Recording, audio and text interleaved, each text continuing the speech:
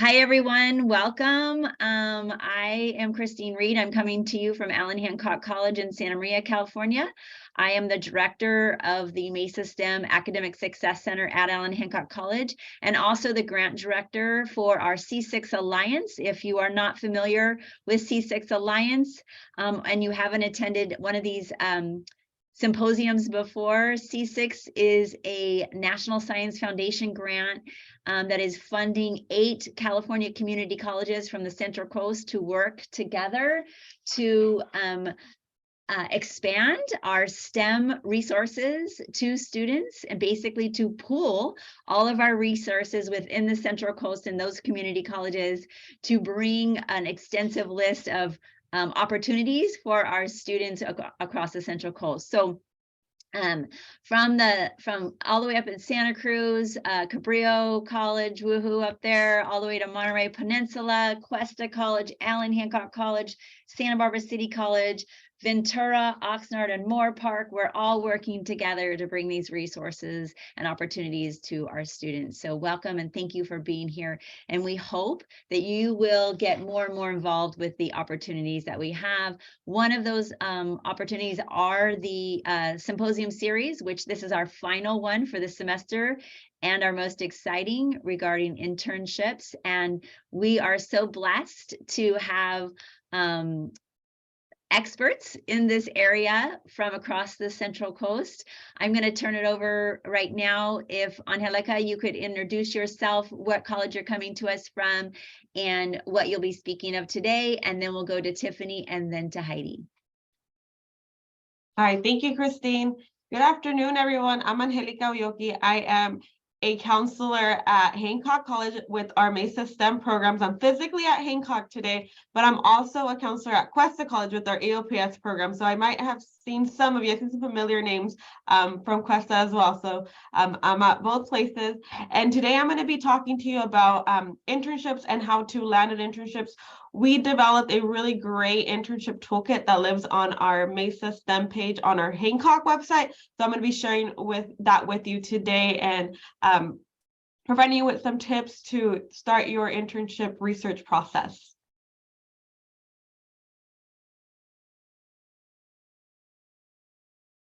Tiffany, up to you. Your turn to introduce yourself. Hi, it's nice to see everybody. My name is Tiffany Reardon, and I'm excited to talk to you today about landing REU positions. I run a website, reufinder.com, and I'm going to go over some of the similarities in applying for jobs versus internships. So once you have this knowledge, you can go ahead and start applying and get paid next summer for doing research. Awesome. Thank you, Tiffany. And Heidi, if you don't mind introducing yourself, and then you can take it from there. Okay, awesome. Thank you. Thank you so much for having me. I really appreciate being able to be a part of this and to present with such other experts in the field. And I noticed too, some of you are from Cuesta, so I'm excited that you're on the call also, and look forward to working with you all more, either between myself or Angelica. So my name is Heidi Weber. I am a career and academic counselor with Cuesta College, and I've really taken on a lot more career interest, I think, especially through COVID, because I think COVID really kind of shook many of our worlds, if not all of our worlds up. And I think it's caused us to really question and hone and tweak kind of how we think about work and how we think about different majors and what we want to do with our time. So I'm going to go ahead and share my screen with you and get started with my portion of the presentation. And I don't usually do a presentation without some sort of interactive activity. So if you all are able, if you could find a writing utensil and something to write on, that would be great. And if you don't have one, that's fine too. You can brainstorm, or you could type, whatever is most comfortable for you. So I'm going to share my screen here. And let's see. All right, can you all see? Okay, okay, great. So we're going to do a little bit of the career exploration and major selection, just some helpful tips and some strategies to kind of think about, some things I've learned from students along the way. So, but I want to start off with this activity that was really a game changer in my own personal career development. So we're going to take 3 minutes and we're going to do a free write. So if you could take your writing utensil or your computer or just your brainstorm, your brain log, and we're going to do 3 minutes of writing. So what I'd like you to do, get ready. For 3 minutes, we are going to write about where you see yourself, what you're doing in the next 5 years, whether it is school or career related. I want you to describe as you're writing. I don't want you to overthink it. I just want you to write or type what comes to mind in the next, let's say 5 to 7 years. What are you doing? Where are you working? What are you wearing? What's the date? What's it like the weather look like outside? Describe whatever you can, however you can. Where are you living? Who are you living with? Whatever comes to mind in the next 3 minutes. Okay, ready? Go.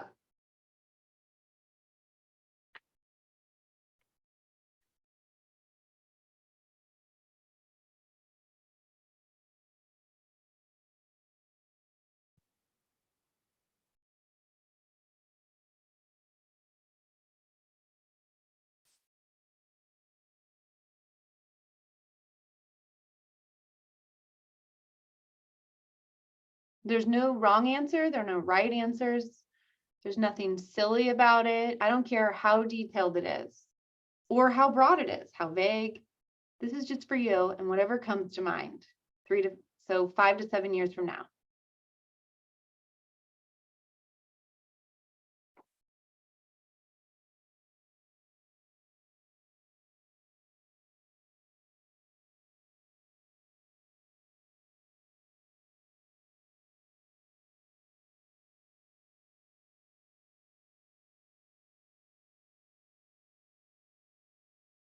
Okay, we're about 1 minute in, so you've got 2 more minutes.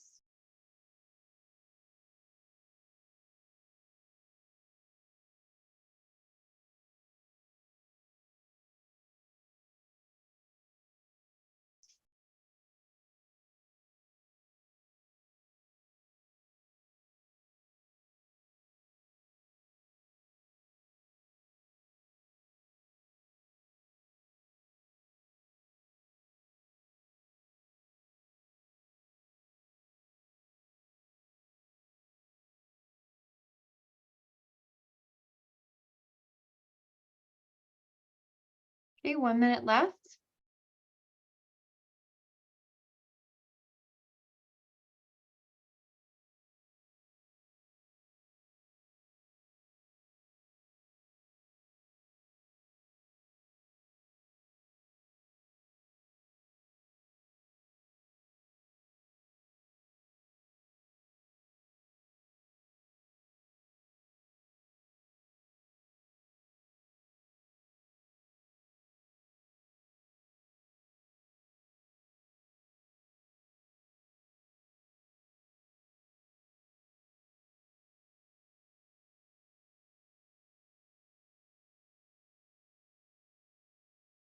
Keep going.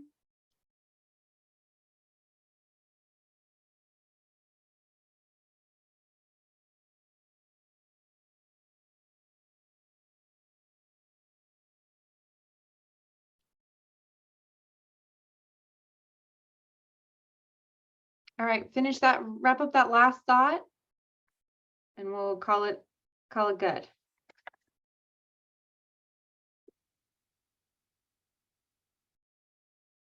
All right. You can all stop. Okay. All right, it looks like everybody is muted, but I just want to make sure that I say too that this portion is definitely interactive. This is definitely a very casual presentation, at least on my side. So we're going to have some time at the end here in just a few slides to answer any questions. But the reason why I wanted you to do this activity is because I don't think we get a lot of opportunities to do it. One, if you're not in English class, not in, the K through 12 system anymore, we don't really get a chance to just kind of free flow without any parameters. But I think sometimes a lot of things come out and get revealed that maybe we kind of store away or hide. So it has a lot of significance in my life. I was headed towards one thing and did a free write, looked at the answers and realized that none of the things I had been doing at that point were going to get me to where I wanted to go. And so I did a complete 180 in my grad program. And that's how I ended up here. I wrote, I wanted to be a community college counselor living in the woods. And so I had to derail all my internships and kind of flip everything on its head because I thought I wanted to be at Cal Poly, which I didn't. And somehow 5 years later, I don't have a cabin in the woods, but I did become a community college counselor. And I think it has a lot of significance and power. So as we go through the next few slides, I want you to kind of really think about what came up and how we can kind of make the connections to the answers to some of these questions. So how to begin selecting a major. A few things. I think we often get down a path and we start rolling, like we snowball, and we kind of forget to stop and to dream and to plan other things even outside of our academics, and how do all those things fit together. So picking your major is a big choice, and also one not to take lightly, but also not one to rush into, and to give yourself permission to do a 180, right, at any given time. So these are just some tips and some things that I've gathered along the way. So what are some of the favorite classes that you've taken? I want you to think about some of your favorite subjects, like throughout your entire academic journey, or some projects or different things that really, you kind of lost time. You just kind of lost yourself in, right? All sense of time, just getting excited and enthusiastic and motivated around these different subjects. What do you spend your free time doing, right? Like, what do you like to read? What really piques your interest outside of assignments, right? Because that's where a lot of our stuff ends up bubbling up after the fact if we don't pay attention to that now. So I want you to be thinking about, do you want to work with people? How do you want to work with people? How closely do you want to work with people, right? Do you want to have to touch people in your job? Like, these are the kinds of things I think we don't often think about, right? If you want to be a dentist, like, you're going to be touching very closely, very intimately with people, right? Yeah, yes, it's a doctorate degree, but yes, it's a lot of school. And right, it pays really well, but do you want to be actually, elbows in, right, to a stranger's mouth on a regular basis? These are really practical things you want to ask yourself. Do you like to work independently or on a team?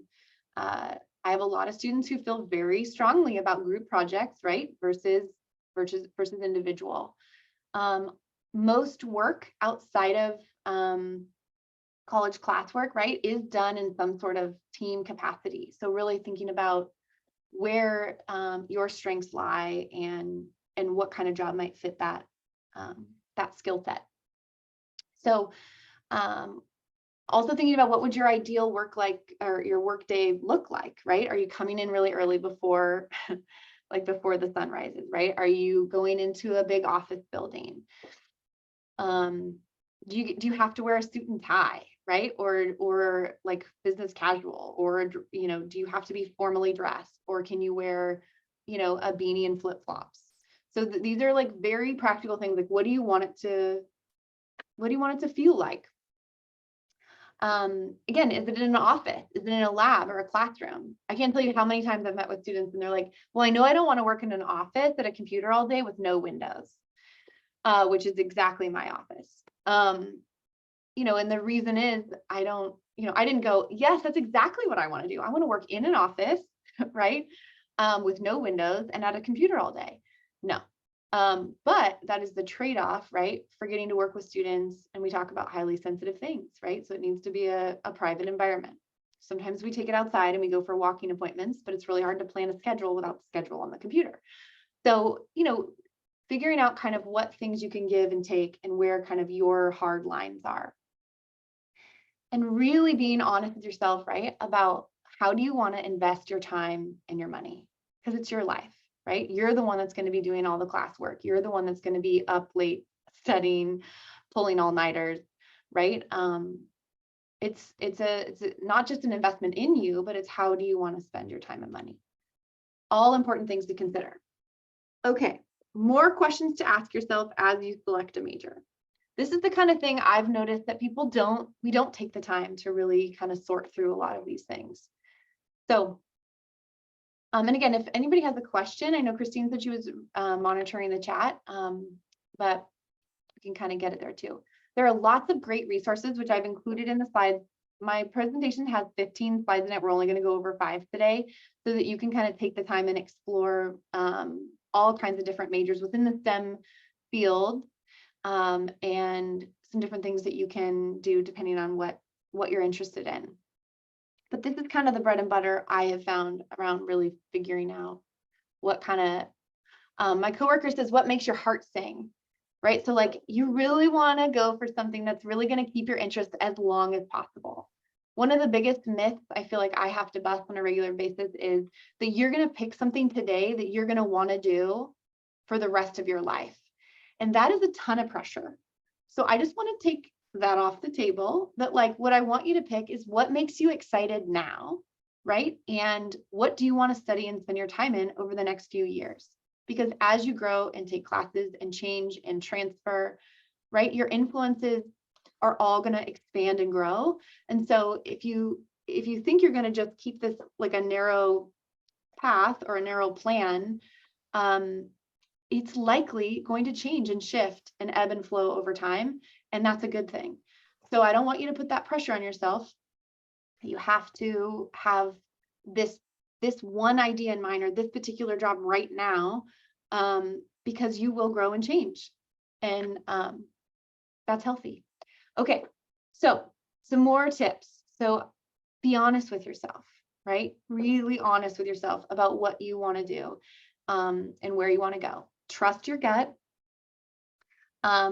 which is a hard thing to do. A lot of my students who fall in the STEM interest realm, right, have a hard time trusting their gut, right?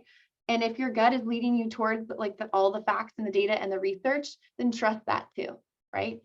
So, but I want you to think about, what have you always dreamed of doing? I can't tell you how many times students will come in and go like, I want to major in this. And then under their breath, they're like,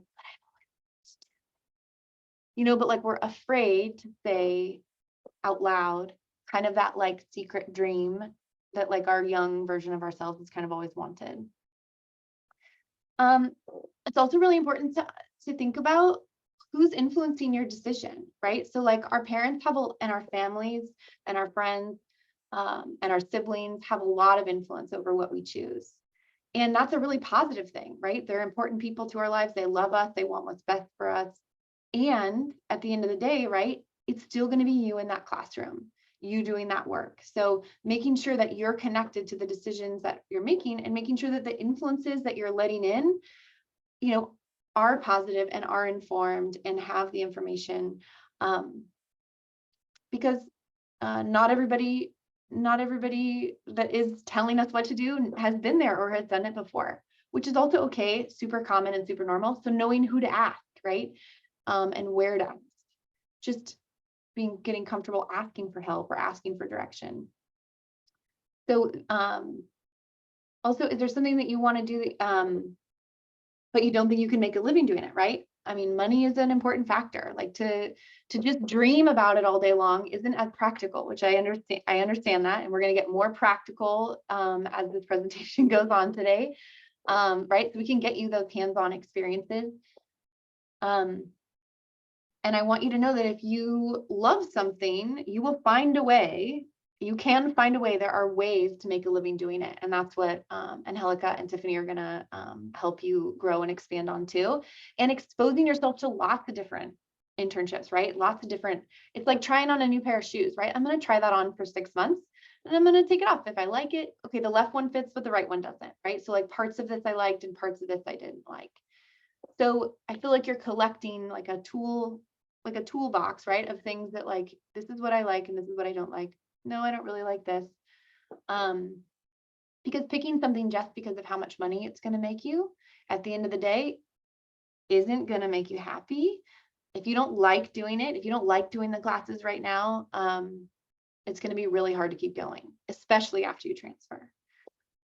So doubt is inevitably part of this, right? So really finding someone to talk through, which I would love to do. For those of you that are Cuesta students, if you want to meet with me and talk through your individual thought processes around your major selection and career. Also, if you wanted to fill out a Cuesta application, you're welcome to meet with me too. You are not required to register in any classes or anything, but I'd love to help you with this process. So when the doubt comes in, I want you to, it's important to kind of pay attention to it and be curious about why you're doubting yourself as you're taking your classes or as you're going along, right? Is it something from the outside? Is it that voice? Is like, for me, it's my grandmother that makes me question all of the things that I've ever done. And paying attention, right? Like, is that maybe this isn't a good fit for me, right? Or maybe this isn't, or is that voice in my head really coming from me? Okay, so some key things in the STEM realm that I also want you to think about. Get clear about how much math you are willing and want to do. Starting your math path early is some of the biggest hurdles that students come up with or come up against. And also how much you want to do and how prepared you are, right? Sometimes slow and steady wins the race, especially when it comes to math and building those hardcore foundations in the STEM field. So again, getting started on math early, really important. And it's important also, as you think about this, to remember that each level of education that you get, whether it's an associate's degree or a bachelor's degree, is only going to continue to open up more and more doors as you go. So once you have an associate's degree, then you can apply for jobs that require that level of education, which at this point, if you don't have an associate's degree yet, it's really hard to even fathom what that would be like, right? Because those jobs aren't open to you yet. So, and the same goes for a bachelor's degree. One of the biggest things I hear from students is, well, I don't know if I can get a job in that, right? I want to study this, but I really don't know if I could get a job.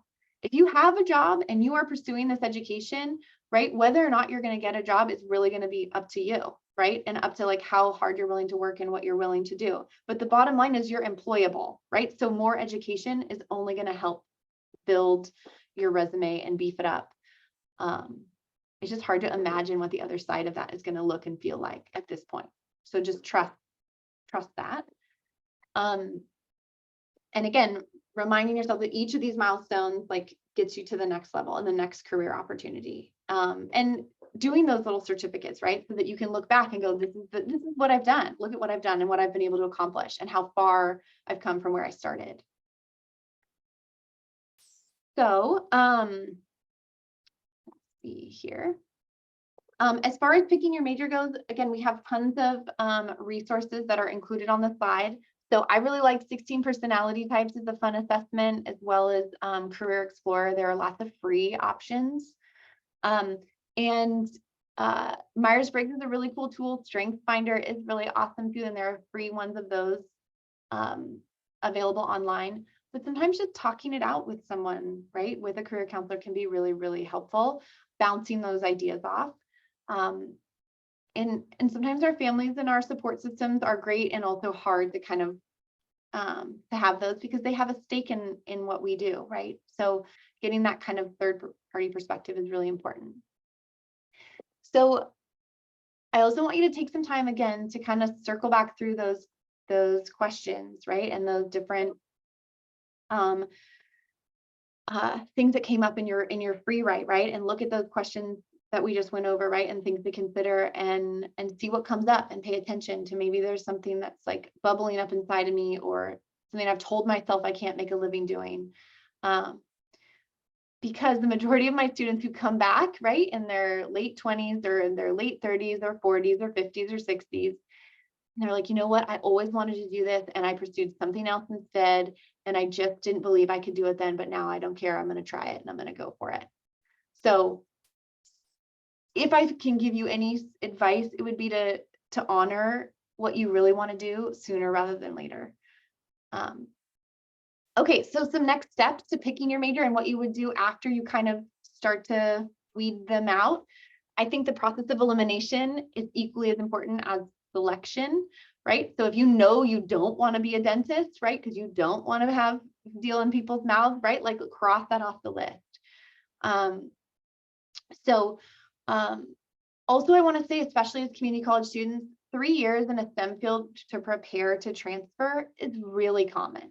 A lot of students come in thinking 2 years. 2 years is possible for some, and for the majority of us, right? To make sure that you're getting the grades that you want to be as competitive as possible and slowing yourself down, especially if you're working while you're going to school, like I did, and you know, not trying to push it too hard, right? Because retaking classes, right, ends up taking longer than if we just did it a little bit slower and gave ourselves time to kind of to get there. So explore these career tests and assessments that are in this that are in the presentation. Again, be honest with yourself about what you want to do and really what you're enjoying doing now so that you can get to where you want to be later, right? Making sure that those things are in alignment, that you enjoy them now. They're a lot harder to do at the upper division level after you transfer if you don't like the classes now. So reach out to professionals who do what you do and who do what you want to do or you think you want to do. So we call those informational interviews, where you're going to ask what their day is like, how they got to that career, how they got to their field. Very few of us pick a major or pick a career in the beginning and then end up doing that in the end. So trust that that is part of the process. And then once you kind of break that down, then you get to meet with your counselor, your community college counselor, to create a student education plan for either a local degree or a transfer degree, or a transfer plan that maybe your community college doesn't have, but you can take all the prep classes in order to get to the four-year institution that you're after. And then do the research required at the transfer school. So what I have students do is I'll Google like Cal Poly, Ag Business, degree requirements. So if you look at all the upper division classes, which at a lot of CSUs and UCs start with 300 or 400 level, then you can see the classes you would actually be taking there. So sometimes we'll research those and then we work backwards, right? Like, oh, I don't want to take any of those. Sometimes just reading through the list of required courses can help you decide on a major, or at least help you decide not to do one. Okay. Again, give yourself time to decide. Give yourself time to change your mind. It's totally normal. And to trust that whatever it is that's creeping up inside of you, take time to honor that and maybe take a class in whatever that field is. When you're doing your foundational stuff at the community college, it is sometimes hard to get to that major class, right? And to know what that's like. And that's what the internship opportunities and research opportunities that my colleagues are going to talk to you about next are going to get you those hands-on experiences so that you can make these decisions quicker and sooner, so you don't waste your time and money. Okay. Thank you so much. Is there any questions? Does anybody have any questions or anything at this point? Anybody? Thank you, Heidi. Okay, yeah. Yeah, Awesome. you're welcome. Thank We'll you. transition to Angelica. And again, if you guys do have questions, you can post them in the chat as well. If you don't feel like speaking up on camera, no problem. And we will transition to Angelica. Thank you. All right. Thank you. And thank you so much, Heidi. All right. So I am going to be talking about internship exploration. So I'm going to share my screen with you. And I'm going to share the Hancock College site because that is where our Mesa STEM internship toolkit lives. So just to make sure everybody can see my screen, it's the Hancock College website. Yes. And Angelica, could you take a few minutes just to talk about internships in connection to kind of how Heidi was talking about career exploration? Oh yeah, that'll be part of Awesome. what I go over. So we developed the internship toolkit for our Mesa STEM students at Hancock many years back because we wanted to provide our students with a guide on jumping into researching internships. So here's a website, and I'm going to show you how to get there. So all of you have access to Hancock's website. You don't have to be a student at Hancock to be able to access this site. So let me put the website in the chat. I'll do that in just a minute. I can't find the bar to do it, but I will make sure to get you the Hancock site.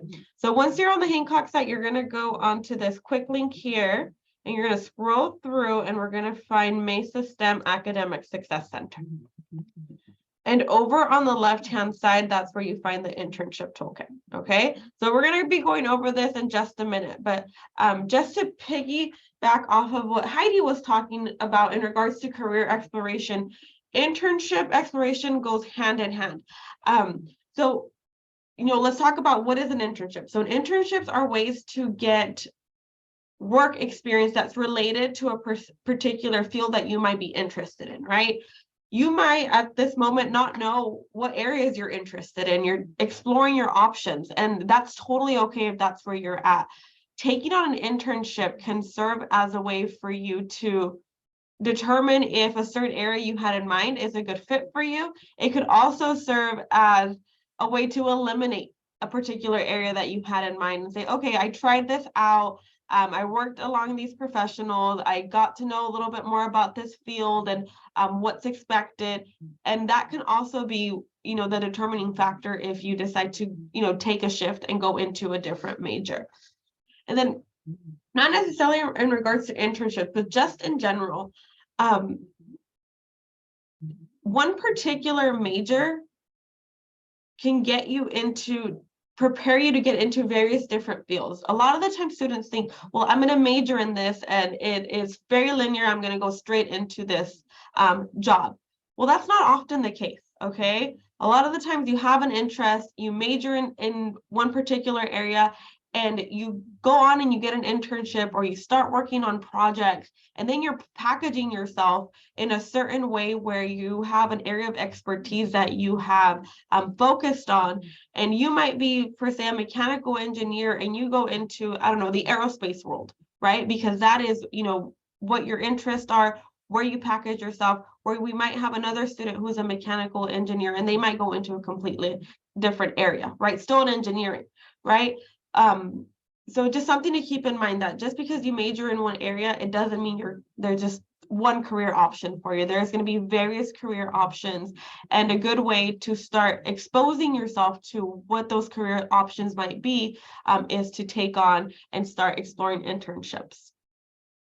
So with that being said, I'm going to go over our toolkit, and I'm going to go over some of the information that we have on here. But first, we're going to start with what is an internship, okay? And I briefly mentioned that. So an internship is usually a short-term work experience that is offered by a company or by an organization for students in order to allow you to get some entry-level exposure to a particular industry or field. And it's usually designed for it to be a learning experience, right? Some students sometimes think, well, how am I going to go on and get an internship if I don't have any experience, right? So keep in mind, this is an internship, right? The company is not looking for a experienced professional, right? If they were looking for an experienced professional, they would be hiring an experienced professional. Instead, they're looking for a student who's motivated, who they can mentor and support and helping you grow in your career development process, okay? So something to keep in mind, you don't have to have previous experience in the field in order to be able to land an internship. And a lot of students often worry about that, okay?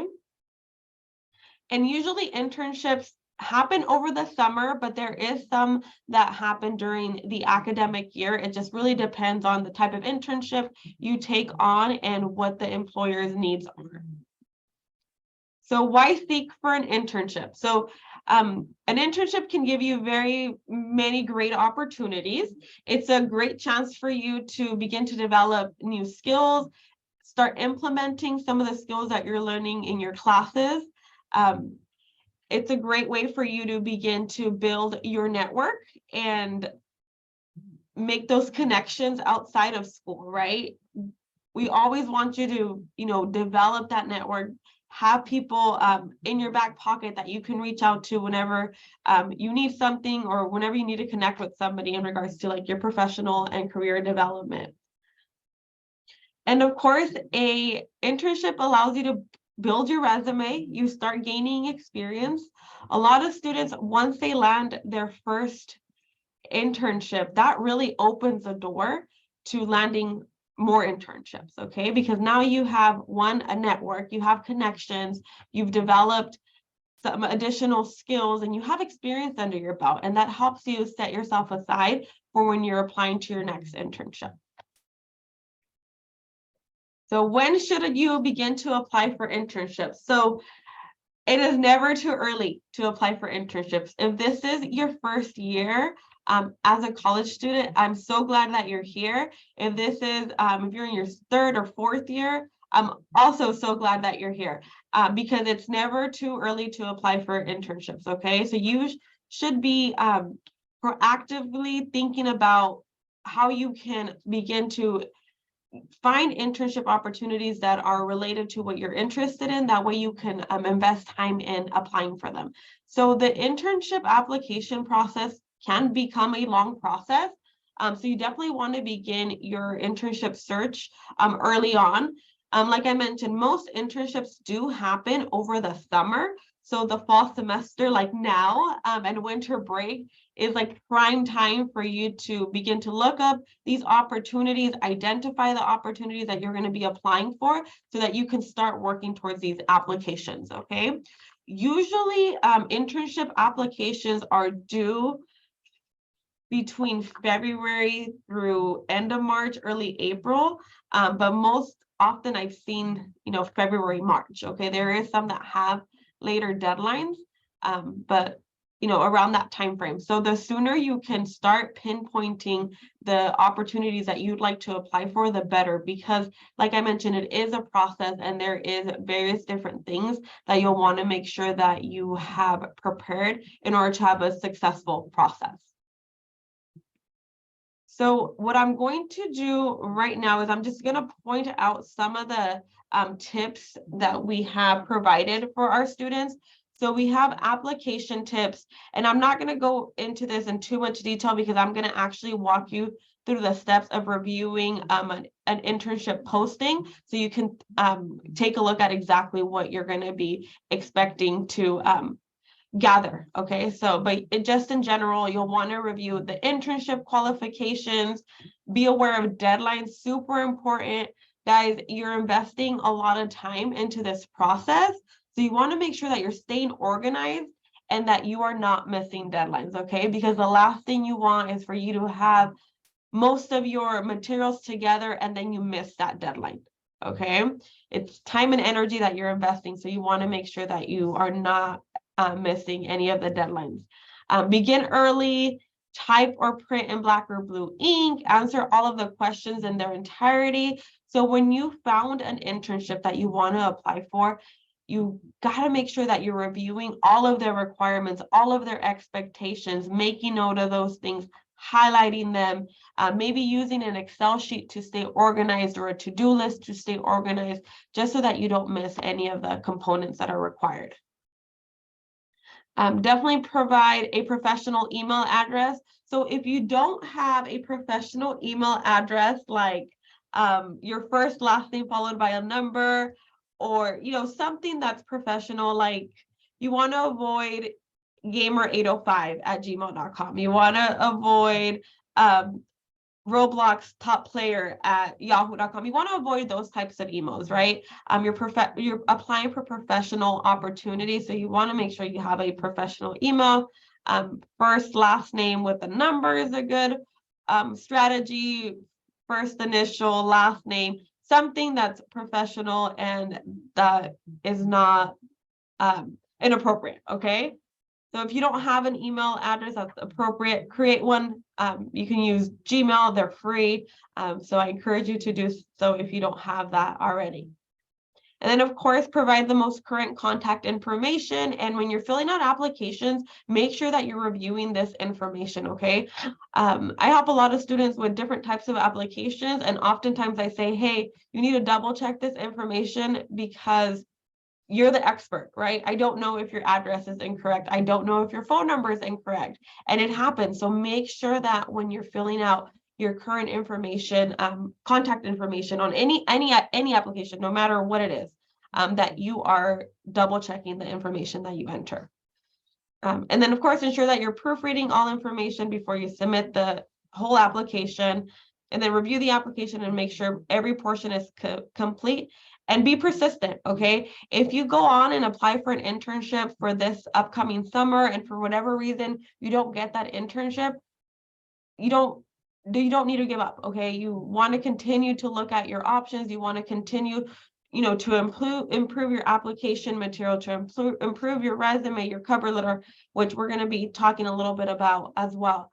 If you don't get an internship, you know, the first time you apply for one, there's going to be more opportunities that come up, okay? So I'm going to, let's jump into the internship list, and then I'm going to come back into the resume tips, cover letter tips, and interview tips. And the reason I want to jump into the internship list is because I want to show you what we've done. We've compiled various different internship opportunities that have been available from year to year. A lot of these internships are students have engaged in them in previous years. There's various different opportunities across the state of California. Some of them are local to us. Some of them might be even out of state. So we have a lot of great opportunities on the site. And we understand that this might not be all of the internships that are available, but it's a good starting point for you to start looking at what is available, okay? But I wanted to use, and before I actually jump on that, the list kind of just goes on, and they're in alphabetical order, and you can get on here at any time. And just a quick disclaimer, a lot of internship opportunities happen on a year-to-year basis, right? So you might click on one right now, and the deadline might have passed or it might be closed.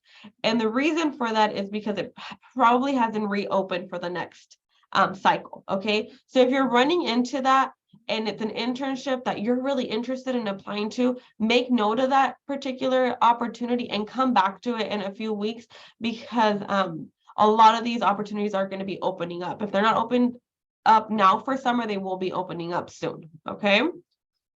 So what I do want to do is I'm going to click on the Department of Energy DOE Scholars Program, because I want to give you an example of what an internship website may look like, or you know, what steps you want to go through in order to have a successful application process, okay? So most internship sites will provide you with a little overview of their internship, okay? So here we have the Department of Energy Scholars Program. So what is the DOE Scholars Program? And it gives you an overview, okay? So every single internship opportunity will let you know what they do, what type of research they're going to do, what type of work they're going to do. And most of them will even let you know what types of majors they're catering, okay? They will also let you know what you will gain out of taking on an internship with their organization or with their company.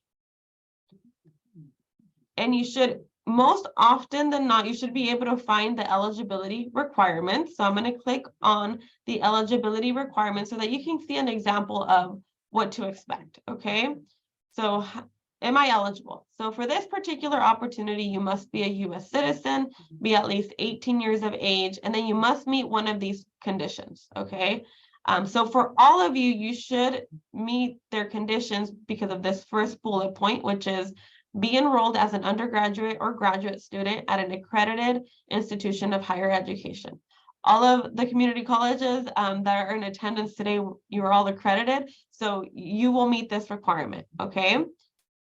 The other thing they're looking for is for the student to be pursuing or have a degree in a science, technology, engineering, or mathematics, STEM discipline, or a field that supports the DOE operations mission, including but not limited to communications, management, business, and law. Okay, so I believe all of you are STEM majors, so you also meet that requirement. Okay, so when you're looking at an opportunity that stood out to you, either from our website or you found it because you heard about it from an instructor or from a counselor, you always want to make sure that you go through the eligibility to ensure that you're meeting all of the requirements, right? Because you don't want to invest tons of time in completing the application, gathering all of your material, and then find out you're not eligible, right? So be really careful when you're going through and making sure that you are eligible.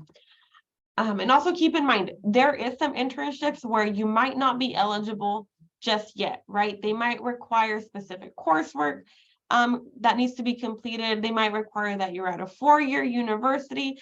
They can have certain requirements where you're not quite ready yet. But if you know that's something that you're really interested in and passionate about, save it on your desktop, make a note of it, put it on your calendar for, the previous year, if at that point, the next year, if at that point you're gonna be in a position where you do meet the eligibility. Okay, so don't get discouraged if you're running into internships, opportunities that you might not meet requirements for. Make note of those opportunities for the future. All righty, so that's an example of the eligibility requirements. And then here is an example of what you will need in order to apply, okay? And most internship applications will require these type of materials. Some might require more, some might require less, but for the most part, you will be expected to complete an application, which would include your profile information, educational and employment history. Remember, they want to make sure that you're a student.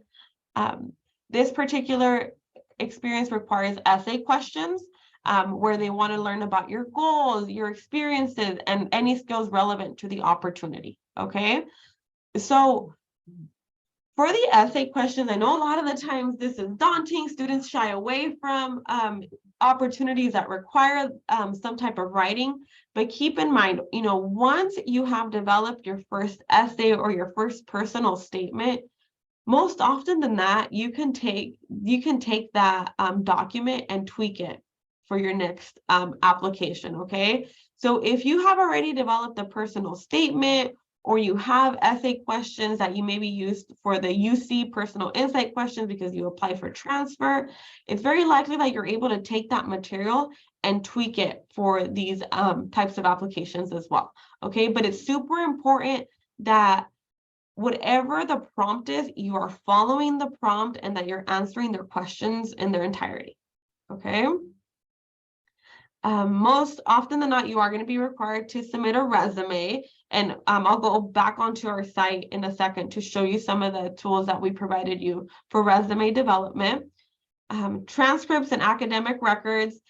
So I believe most internships will require for you to submit an unofficial copy of your transcript, sometimes official copies of your transcripts, and you will all have access to requesting these or downloading these from your college's portals, okay? And then you will need recommendations. So you want to make sure that as you go through your academic experience at your community college, that you are building rapport with your instructors, okay?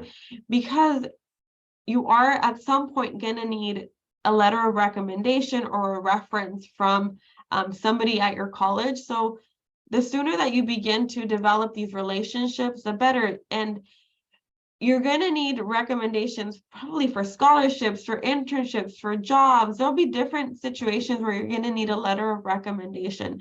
So keep that in mind as you take your courses, as you're interacting with your counselors. You want to make sure that you're developing good relationships with them, because you're going to want a letter from them at some point or a reference from them, and you're going to want to make sure that they're able to provide you with a strong recommendation whenever you need it. Okay. And then just here is some additional instructions that this particular opportunity provided. So this is just one example of an internship that I wanted to highlight so you can see more or less what to expect when you're going through this application process. So I'm gonna jump back to our website, and thank you, Heidi and Christine, for putting in the Hancock website and then the site that takes you directly to this page. All right, so under resume tips, we provided you with some general information on guidelines that you should follow when developing your resume, okay? So if you don't have a resume already, I encourage you to work with your career center. Every single college has a career center who has amazing professionals that can help you with the development of your resume. But you know, as you're going through this process and thinking about, you know, where to get started, we did provide you with some tips on, you know, the layout, things that you could include in that resume. And we also put in a resume template, which you can download. It's in the format of a Word document. I'm going to open it now. I'm not sure if you'll be able to see it. So let me stop sharing. And it's downloading. So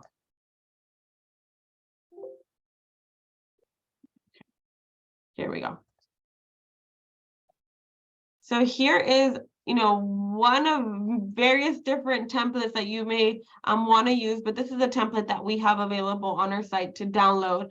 And you can go through, edit whatever sections you need to edit, and it provides you some prompts and some guidance as to what to input in each of the sections, okay?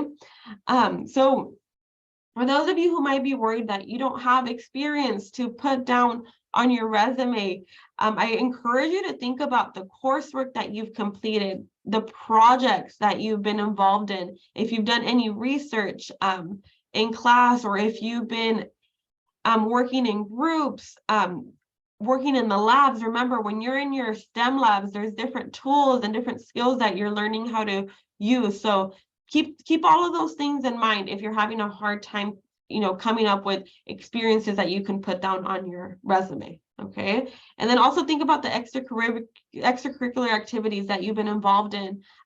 You might have taken on a leadership position, and you can most definitely put those things on your resume. And then of course, any job experience you can also, and you're encouraged to put that on the resume. All right, so let me jump back onto our Hancock website. Here we go. Okay, and we also provided you with a list of action verbs. Again, you can open this and download it, and these action verbs are super helpful with helping you develop those bullet points for your resume, okay? And then we've also provided you with some cover letter tips. So depending on the internship that you're applying for, they might require that you submit a personal statement. They might have an essay question that they want you to answer. And some of them might require cover letters. So just depending on what is expected, that's what you'll want to make sure to submit. But here are some cover letter tips for you to follow. And we also provided you with a cover letter template. Okay. And again, your career center at your college will be able to help you with the development of both the resume and a cover letter. Okay, so keep that in mind. And if you haven't found out where your career center is, I encourage you to look on your college's website and get familiar with what they have to offer, because every career center offers such great stuff. All righty, and interview tips. So once you go through the entire process, you've applied for the internship, you've gotten all your materials sent off, it's very likely that you are going to be invited into an interview, okay? So you want to make sure that you are prepping for your interview. You might want to wing it, but avoid winging it. Practice, practice, practice. You can do a mock interview with a friend, with your counselor, with an instructor. Find somebody that is willing to sit with you for about an hour to walk you through a mock interview. In terms of, you know, how do you do a mock interview? I would encourage you to look up questions that are related to your field. You can do a Google search about common interview questions for your particular field, and you can practice by answering those questions. Another way to, you know, get some practice is by becoming familiar with the company's goals and mission, and then utilizing what you've learned about the company to formulate it into a response, because it's very likely that you might be asked, why do you want to intern here, right? So you want to know a little bit about the company so that you can include that into your responses. And don't forget to review your resume and be able to expand on it, okay? So make sure that you review the resume, that you know it in and out. If you've had other experiences that are related to the internship that you're applying to, make sure that you review those experiences and that you're able to talk about how they relate to this new opportunity that you're applying to. And here are a couple of sites where you can find some helpful internship articles in regards to interviewing, okay? And then again, here's our internship list that you have access to. The link to this page is in the chat. So at any given point in time, you're able to access this and browse through all of these different opportunities that are available to you. There's tons of them on here. And the list kind of just goes on. And then at the very bottom, we also added what Tiffany will be going over, which is the research experience for undergraduate student finder. Okay, so with that, does anybody have any questions? All right, I think we're going to turn it over to Tiffany.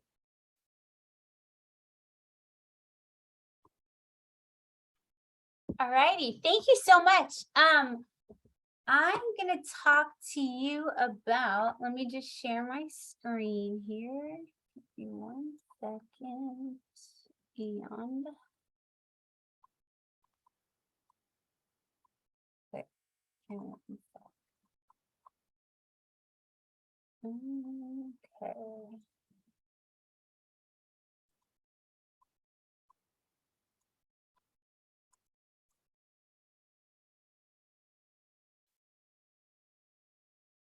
Okay, is everyone able to see my my slides? Yeah, okay, great. Awesome. Okay.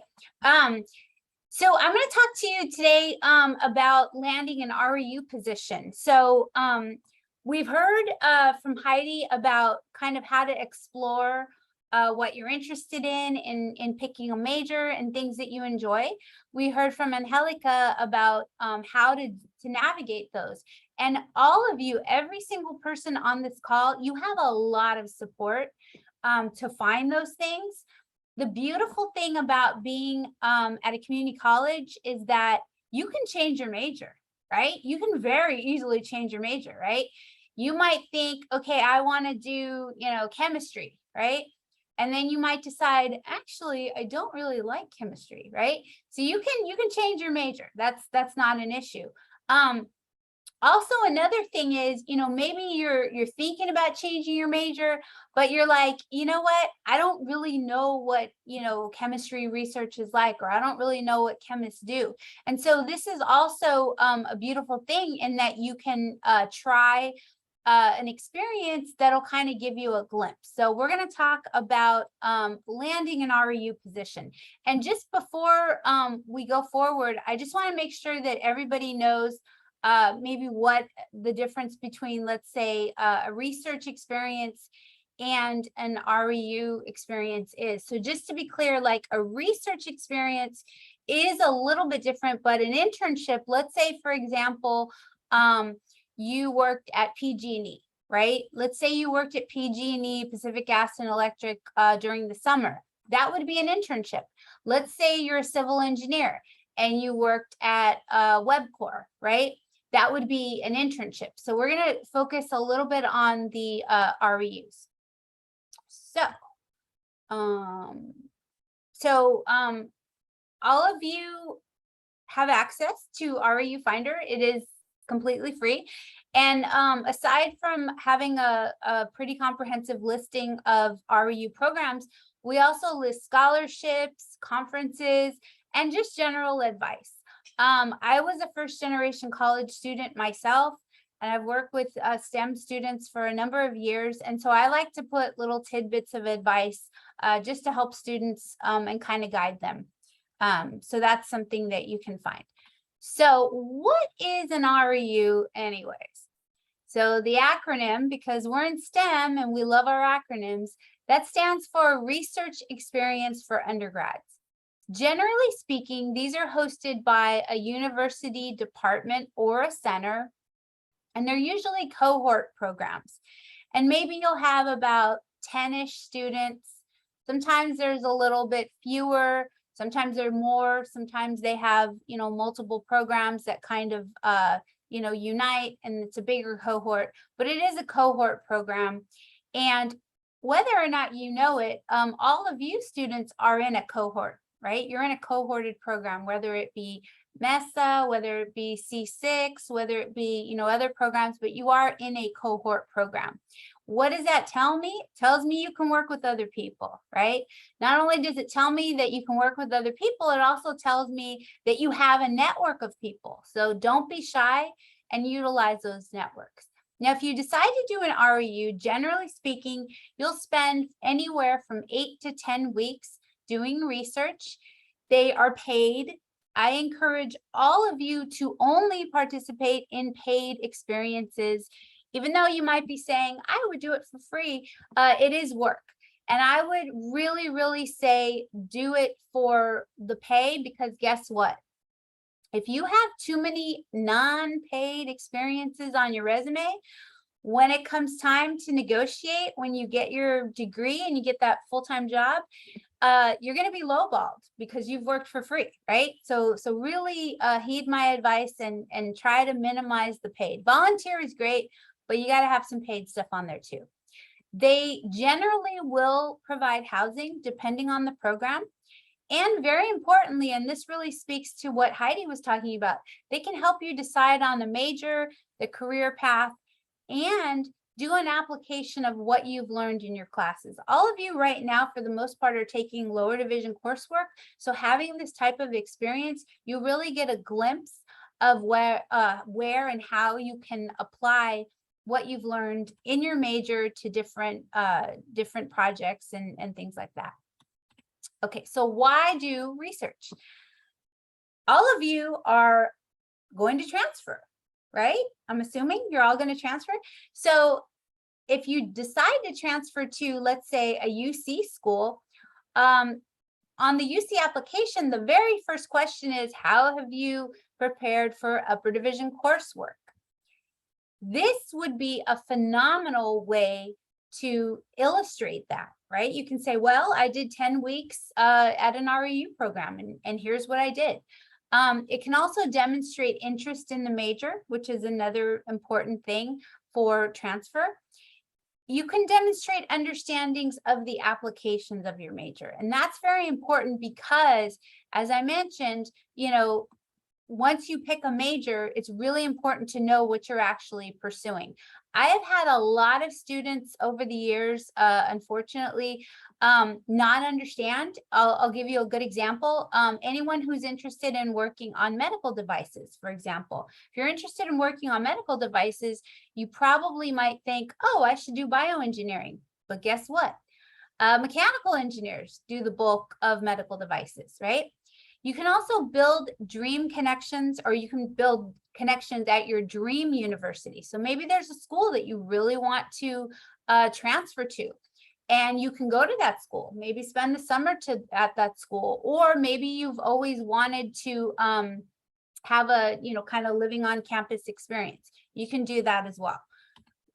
So how to find the research opportunities. So REU Finder, obviously, that's a no-brainer, but I don't want to be completely biased. There are other, opportunities out there and lists. Anyone who's pre-med, any pre-med folks, the AAMC is a great resource. There's also the Pathways to Science, and there's the NSF REU Search. So all of these are great, resources as well.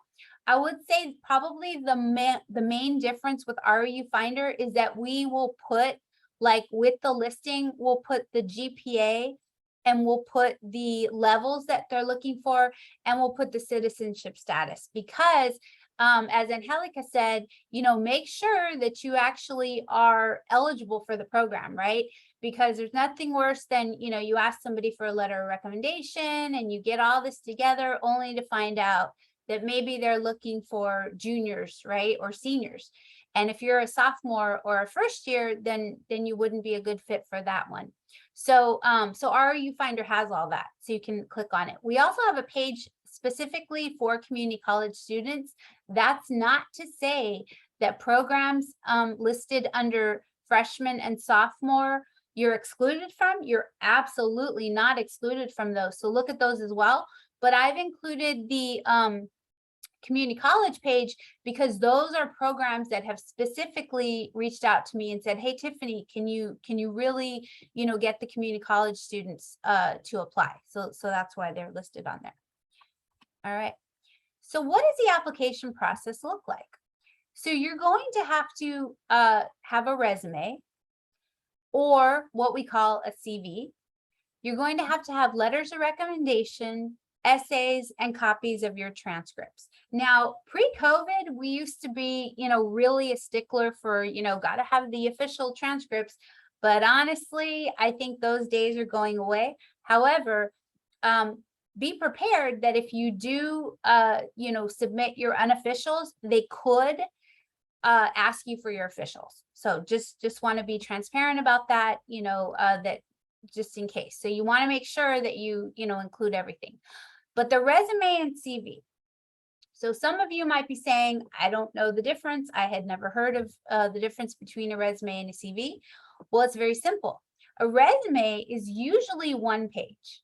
It's one page and it summarizes your education and your work experience. If you go to a career fair, or if you're applying for an internship, they will usually ask for a resume. If you see that they are asking for a CV, which stands for curriculum vitae, that essentially means a more in-depth resume. And as you explore research, and if you like research and you want to continue doing research, if someday you apply to graduate school, you will use a CV, and it should be more than one page by the time you apply to graduate school, and it can be more than one page. The rule of thumb with the resumes is usually one page, but with the CV, again, you know, you'll list things like research interests, and you'll really go more in depth about what you're interested in doing research on. Maybe at some point you'll put, you know, publications and talks that you've done. So that's pretty much the difference. I really encourage students to have, if you're interested in going the research route, to have one of each, right? Have one that you use for internships and then have one that you use for research. So what do you include? So obviously you'll include education, right? We want to know when you graduate, courses taken, and really important that you don't put, you know, like math 102, right? Because math 102 might mean something to you, but to the rest of the world, it means nothing. You should put calculus or chemistry or organic chemistry or C++ or MATLAB, right? Work experience. A lot of times students will ask me, well, I've only worked at, you know, McDonald's. Should I put that down? Of course you should put that down. Yes, absolutely. In fact, anyone who's ever worked in a restaurant, you probably are very well prepared to work in a lab, because a lot of the skills that you acquired in regards to safety and following protocol and procedures, if you're going to be working with heavy lab equipment, those are things that you'll need to do as well. So I don't care if it has nothing to do with your major. What we do care about is the skills. And so you want to put that down. Projects. Maybe some of you are in an honors program and maybe you're doing a project that you've worked on. Put that down. Volunteer experience. That's another one. Volunteer experience. Again, it's more so for can you work with people? You know, what are you interested in? What are you passionate about? That's important too. Even if it has absolutely nothing to do with your major, that doesn't matter. You never know. Somebody who's reading your resume or your CV, they might be very familiar with what you're doing, and one might strike up an interest, it might strike up some rapport, and two, again, you know, it kind of illustrates the skills that you bring to the table. Program participation, absolutely. That tells me again that you are a part of a program and a cohort. And if you're applying to one of these, you're also applying to be in a program and in a cohort. So that tells me that you're used to working with people and you'll make active contributions to the cohort. And if you have previous research, you can, certainly put that down. Interests and hobbies might be another one as well. LinkedIn URL. If you have a LinkedIn, and I really, really encourage everybody to create a LinkedIn, include that URL. And then finally, your phone number and school email. I know it sounds pretty like, of course I'd put that, but you'd be very surprised. I had an event actually last week I had an event and students submitted resumes, and I saw a lot of resumes where students forgot to put those key things, right? Which are very important because you want them to have a way to contact you. Okay, so that's what you should put. Let's talk about what you should not put. All right. If you like The Office, this face will look familiar. I love The Office. It's a funny show. Don't put your photo. I see it a lot, and I know in some other countries that is customary, but don't put your photo. One, it's not necessary, and two, it's just a waste of space, right? And you have other things that you can do. Don't put any logos on your resume. One time I had a student and they handed me their resume and it was filled with logos, right? Of places that they had worked. It's kind of an eyesore. It's not really professional. So don't include logos. A QR code. I know that, nowadays a lot of us are using, in fact, I don't even have business cards anymore, right? Somebody asked me for my business card. I use a QR code on my phone that takes them to my LinkedIn. But for the resume, don't just simply put a QR code because they want to read your resume, right? So I've actually seen students will say, oh, well, here's the QR code, but that doesn't really do you any good. One, if you're at your computer, it does you absolutely no good. And two, if you're at a career fair, it just makes it, difficult. So QR code is out. References, again, not necessary to include on your resume. You will need at some point to provide references, but not on the resume. And again, it's kind of a wasted space. A biography. A biography is amazing to have, great to have, and I love helping students with their biographies, but it doesn't belong on the resume. And I've seen a lot of students that will put either at the top, instead of an objective, they'll essentially write a biography and a cover letter. Those are two separate things, so it shouldn't be on the actual resume. Okay, so letters of recommendation. Yes, STEM faculty. Yes, counselors. Yes, MESA directors and STEM center directors and supervisors and managers. Yes. No, family members or friends or classmates. Although I'm sure that your, classmate, maybe you have a classmate that you really helped, and they really think very highly of you. The credibility factor, even though they probably could write a very good letter, you want to have it come from official people that knew you in a more official capacity. But what I will say is if there are, friends or classmates that you've worked very closely with, why not talk to them and maybe, ask them, what are some things that you feel that I bring to the table, or maybe share your resume with them to kind of get some feedback. But they shouldn't be writing letters of recommendation. Okay, so what does the interview process look like? Is it a Zoom interview? Is it an email? Is it a phone call? Is it essays, or is it in person? So generally speaking, for REU programs, it's not going to be an interview like, let's say, for example, you're applying for, a job or an internship and you get an in-person interview. For the most part, your interview, honestly, is going to be as soon as you press that submit button, because they very likely will email you back. And if it takes you a long time to respond, or maybe if you don't respond at all, that speaks volumes. So it's very important that you always check your email. I know you're all busy college students, but checking your email is very, very important and is essential if you're in any type of job search. So if you don't check your email and you don't get back to them, that really says a lot. Similarly, phone calls. these are kind of, they're interviews, but it's not obvious that it's an interview. Let's say, for example, you apply to an REU program and you get a call from a professor or a grad student or a program coordinator. And they say, you know, I'm calling to follow up. You submitted a, you know, application. If you're busy, you know, then certainly let them know and let them know you'll call them back. But if you're like, well, which program is this? What is this? You know, that's kind of an interview. And if you say, which program is this? What is this? Then you kind of have failed.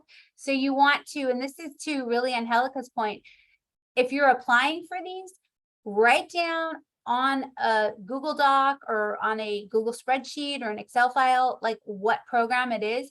And then when it's convenient, you can, you know, go to your computer and pull it up. And as you talk to them, say, oh, yes, I remember I applied for this program at UC Irvine. Yes, I'm very interested in this program, right?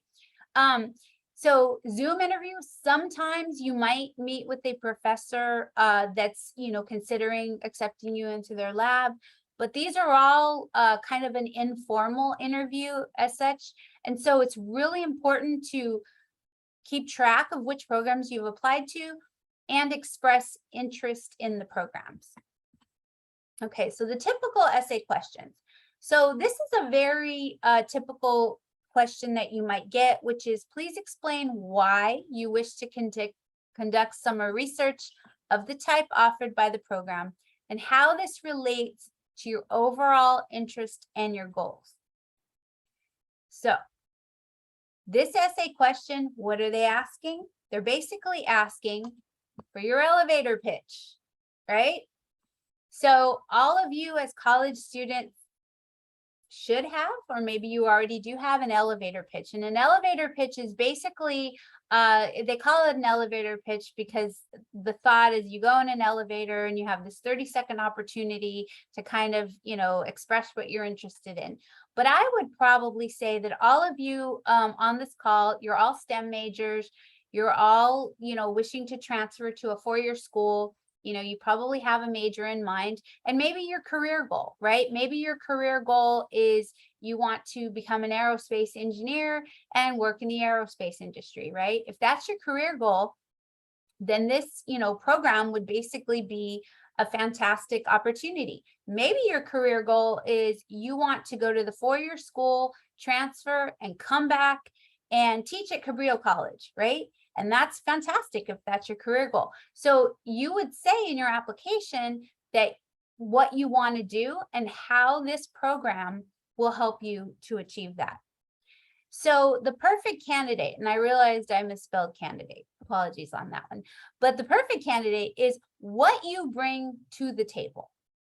So those are your skills, those are your interests, that's your aptitude, right? Never mind, you know, what you don't have, don't focus on what you don't have. And I think it was either Heidi or Angelica said, you know, they're not expecting you to be experts and know everything. They understand that you are, you know, undergraduate students, but the aptitude, what are you capable of?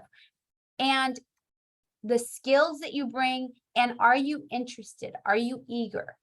And then marrying that with what you hope to gain from the experience, AKA, why are you applying? That's the perfect candidate, right? So oftentimes, if they see that you're very interested, that you have the aptitude and you're really motivated, they will go out of their way to find a good lab placement. I've even seen programs sometimes, maybe they only have 6 slots. I've even seen them open up a slot for other students because they're like, oh, we really want to place this student. So this is just one example. And I use this example. This is a program at the University of Washington, and they're looking for students. Specifically, they would love community college students. So I know the program director, and they would love to have you there.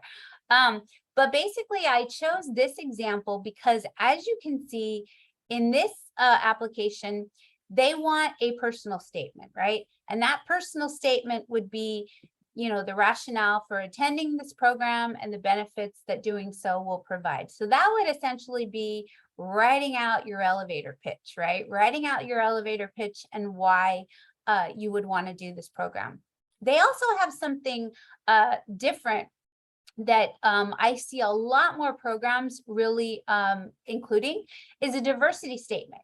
So a commitment to learning about and incorporating diversity and inclusion in your personal and professional life, and the impact your education and experience have prepared you to succeed in a diverse community. So this is essentially, they want to know you. They want to get to know you. They want to get to know who you are, where you're from.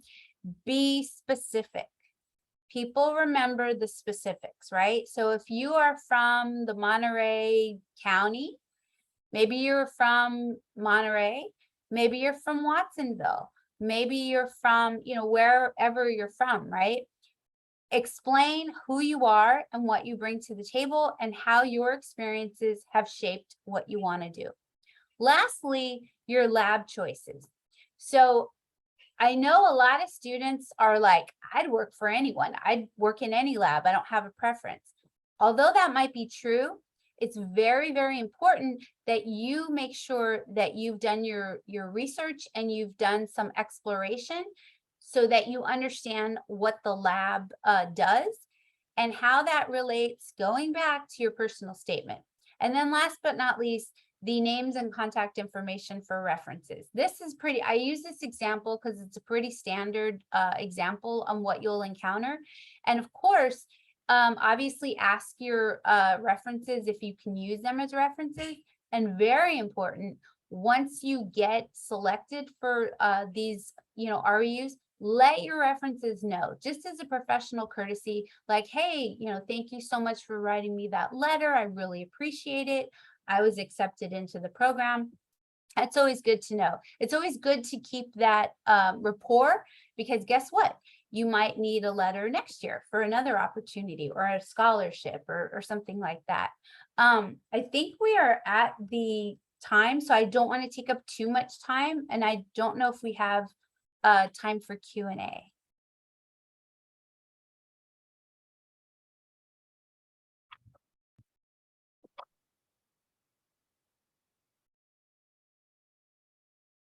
Tiffany, there's a question. What are the qualities of what you hope to gain? Did you cover that already? Yeah, that would be one of the, that was one of the questions, like what, Okay. yeah. Excellent. Okay. Yeah, we just have about a few more minutes. Anybody want to ask some questions?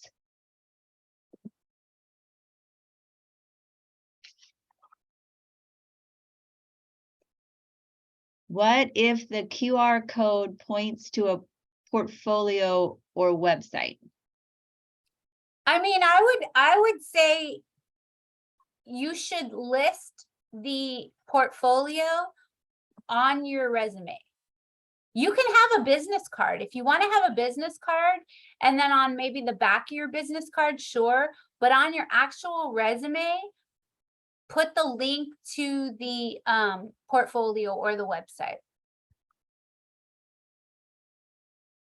Also, sometimes resumes are scanned, and if you have a QR code, it's going to throw it out if you can't read it.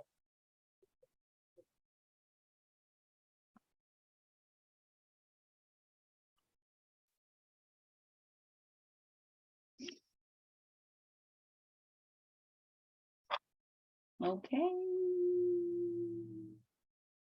Okay, I think we're good. Thank you to the presenters today. That was very valuable information. I so appreciate you bringing your expertise to, you know, the students of our Central Coast. One last question from Trevor. What are some qualities listed in the experiences? Tiffany? Oh, what are some qualities listed in? Can you elaborate a little bit more?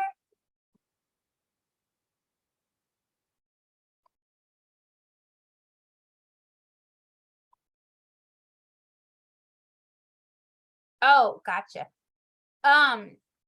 What about bots? Oh, what are some? So basically, I would say in any position, whether it be internship position or REU position, you're gonna read the description, because the description will show, like, for example, you know, maybe you have had, you know, experience working in the lab, right?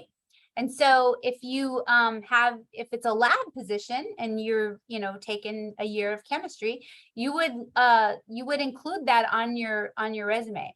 So that the skills, don't put, for example, you know, I know sometimes students might put like, you know, responsible, good at time management, things like that.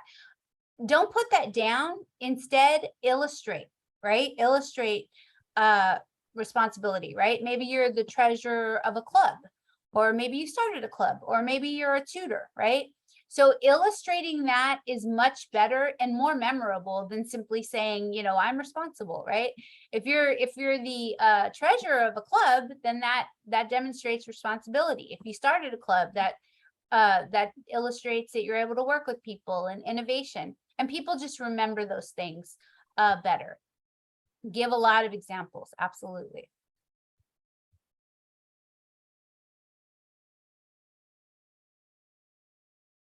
Any other last questions?